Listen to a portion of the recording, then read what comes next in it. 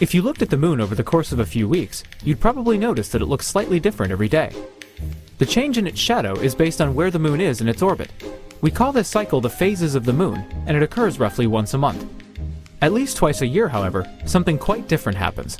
The moon passes through the shadow cast by the Earth, causing it to look extremely unusual for a short period of time. From the Earth, the moon will appear to darken and turn a deep red before eventually returning to normal. This is called a lunar eclipse. If we were to look at what happens from space during an eclipse, it would go something like this. First, the moon passes through what's called the penumbra, where the sun's light is only partially obscured.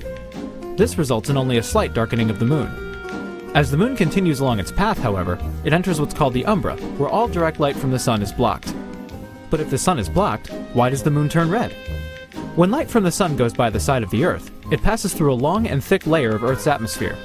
Shorter wavelengths of sunlight, like blue, are scattered by the atmosphere, so by the time the light has finished its trip to the moon, more of the longer wavelengths, like red, are left over.